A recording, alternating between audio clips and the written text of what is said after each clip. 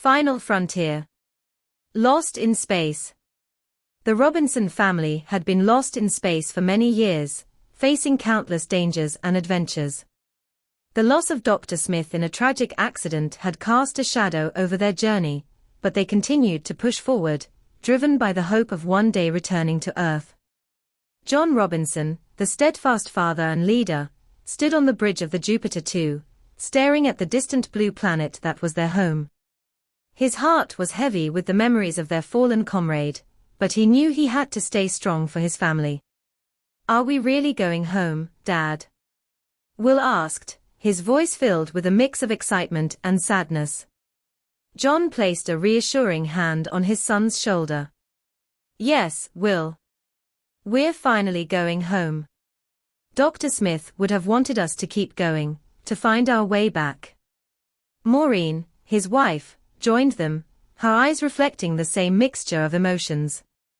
"It's been so long," she whispered. "I almost forgot what it looked like." John nodded, understanding her feelings.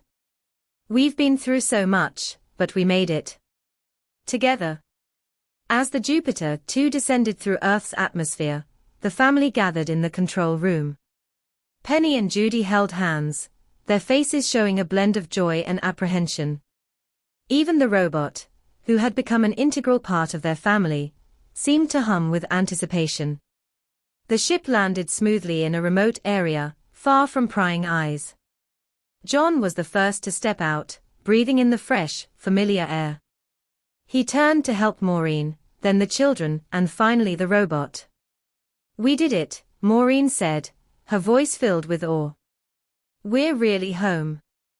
John looked around, taking in the sights and sounds of Earth. It was both familiar and strange after so many years. But he knew that they would adapt, just as they had adapted to life in space. As they made their way to a nearby town, they were greeted with astonished looks and curious questions. News of their return spread quickly, and soon they were surrounded by reporters and officials. John spoke to the crowd, his voice steady and strong. "We are the Robinson family. We were lost in space, but we never gave up hope. We faced many challenges, and we lost a dear friend along the way. But we always believed that we would find our way back home. And now, we are here, ready to start a new chapter." The crowd erupted in applause, and John felt a sense of pride and accomplishment. They had made it. They were home. In the days that followed, the Robinsons began to rebuild their lives. They reconnected with old friends and made new ones. John took on a role at NASA, sharing his experiences and helping to shape the future of space exploration. But no matter how busy life became, the family always made time for each other. They had learned the importance of sticking together, no matter what challenges they faced. John Robinson. Professional environment.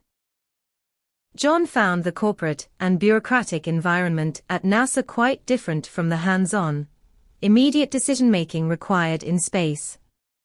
Adjusting to meetings, paperwork, and the slower pace of Earth-bound projects was challenging. Technological advancements. The rapid advancements in technology since they left Earth were overwhelming. John had to quickly learn to use new devices and systems, which were far more advanced than what he was used to. Maureen Robinson. Scientific community. Maureen faced the challenge of reintegrating into a scientific community that had moved forward without her.